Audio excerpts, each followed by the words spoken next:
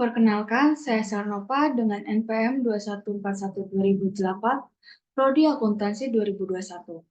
Pada video kali ini, kita akan membahas materi tentang manajemen risiko likuiditas. Manajemen risiko likuiditas merupakan proses penting yang harus dilakukan oleh organisasi untuk memastikan mereka memiliki dana yang cukup untuk memenuhi kewajiban jangka pendek serta meminimalkan dampak negatif yang dapat disebabkan oleh ketidakmampuan memenuhi kewajiban tersebut. Pengantar ini akan memberikan pemahaman dasar tentang definisi, penyebab, dampak, dan strategi untuk mengelola risiko likuiditas secara efektif. Definisi risiko likuiditas. Pengertian risiko likuiditas. Risiko likuiditas mengacu pada ketidakmampuan organisasi untuk memenuhi kewajiban jangka pendek mereka seperti pembayaran tagihan, pengambilan deposito, dan pinjaman. Risiko ini dapat timbul dari ketidakseimbangan antara aset dan kewajiban, atau dari kesulitan dalam mengubah aset menjadi kas. Perbedaan dengan risiko kredit. Walaupun terkait, risiko likuiditas berbeda dengan risiko kredit. Risiko kredit mengacu pada kemungkinan debitur gagal membayar pinjaman, sedangkan risiko likuiditas berfokus pada kemampuan organisasi untuk memenuhi kewajiban jangka pendek saat jatuh tempo. Pentingnya manajemen risiko likuiditas. Manajemen risiko likuiditas yang efektif sangat penting untuk menjaga stabilitas keuangan organisasi. Kekurangan likuiditas dapat menyebabkan organisasi tidak dapat memenuhi kewajiban tepat waktu yang dapat berakibat buruk pada reputasi, kepercayaan pelanggan, dan pada akhirnya keberlanjutan usaha. Penyebab risiko likuiditas. Ekonomi makro. Kondisi ekonomi makro seperti resesi, inflasi, atau krisis keuangan dapat mempengaruhi kemampuan organisasi untuk memperoleh pendanaan dan memenuhi kewajiban. Perubahan pada suku bunga, nilai tukar, dan sentimen pasar dapat meningkatkan risiko likuiditas. Operasional. Faktor-faktor operasional seperti arus kas yang tidak menentu, kesulitan dalam menagih piutang, atau masalah dalam persediaan dapat menghambat kemampuan organisasi untuk memenuhi kewajiban jangka pendek.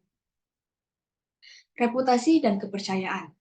Penurunan reputasi atau kepercayaan publik terhadap organisasi, misalnya karena skandal atau buruknya kinerja, dapat menyebabkan kesulitan dalam memperoleh pendanaan dan menarik investasi, meningkatkan risiko likuiditas. Dampak risiko likuiditas. Yang pertama, gagal bayar. Organisasi yang menghadapi kekurangan likuiditas dapat gagal memenuhi kewajiban seperti pembayaran bunga, pengembalian deposito atau pinjaman. Hal ini dapat berakibat pada sanksi rusaknya reputasi dan bahkan kebangkrutan. Yang kedua, kehilangan kepercayaan. Kegagalan memenuhi kewajiban akan menurunkan kepercayaan pemangku kepentingan seperti investor, kreditor, dan pelanggan. Hal ini dapat memperburuk kesulitan likuiditas karena sulit memperoleh pendanaan baru. Yang ketiga, kerugian finansial. Untuk memenuhi kewajiban, organisasi mungkin harus menjual aset dengan harga murah, menimbulkan biaya pendanaan yang tinggi, atau membayar denda dan penalti. Semua ini dapat menyebabkan kerugian finansial yang signifikan. Strategi manajemen risiko likuiditas. Yang pertama, diversifikasi pendanaan.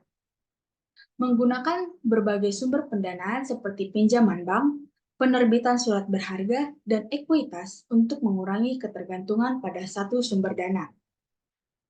Yang kedua, manajemen arus kas. Memantau dan memecahkan arus kas secara ketat dan mengidentifikasi kesenjangan likuiditas dan mengambil tindakan proaktif. Yang ketiga, cadangan likuiditas.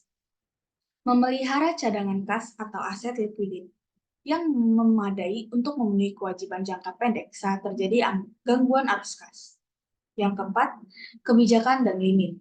Menetapkan kebijakan dan limit risiko likuiditas yang jelas, termasuk rasio-rasio kunci dan toleransi risiko yang dapat diterima. Pengukuran dan monitoring risiko likuiditas. Rasio likuiditas. Menggunakan rasio seperti loan to deposit ratio, LDR, rasio cepat, dan rasio kecukupan likuiditas untuk mengukur dan memantau posisi likuiditas. Uji coba tekanan. Melakukan uji coba tekanan untuk mengevaluasi kemampuan organisasi dalam menghadapi skenario krisis likuiditas yang ekstrem. Sistem peringatan dini. Mengembangkan sistem peringatan dini untuk mengidentifikasi tanda-tanda penurunan likuiditas dan memungkinkan tindakan preventif. Pelaporan dan eskalasi. Menetapkan proses pelaporan dan eskalasi yang jelas untuk memastikan manajemen senior dan regulator mengetahui perkembangan risiko likuiditas. Penerapan manajemen risiko likuiditas. Yang pertama, identifikasi. Mengidentifikasi sumber-sumber risiko likuiditas yang relevan dengan bisnis dan operasional organisasi. Yang kedua, pengukuran. Mengukur dan memantau indikator kunci risiko likuiditas secara berkala menggunakan metodologi yang sesuai. Yang ketiga, mitigasi. Menerapkan strategi, kebijakan, dan kontrol yang efektif untuk memitigasi risiko likuiditas yang teridentifikasi. Keempat, pelaporan. Membuat pelaporan risiko likuiditas secara rutin untuk memastikan transparansi dan pengawasan yang memadai. Kesimpulannya, manajemen risiko likuiditas merupakan proses penting untuk menjaga stabilitas keuangan dan keberlanjutan organisasi. Dengan memahami definisi, penyebab, dan dampak rasio likuiditas, serta menerapkan strategi manajemen yang efektif, organisasi dapat meminimalkan kemungkinan terjadinya krisis likuiditas dan memastikan kemampuan mereka untuk memenuhi kewajiban jangka pendek. Pengukuran, monitoring, dan pelaporan yang baik juga sangat penting untuk mengidentifikasi dan mengelola risiko likuiditas secara proaktif. Demikian materi yang bisa saya sampaikan. Saya akhiri. Terima kasih.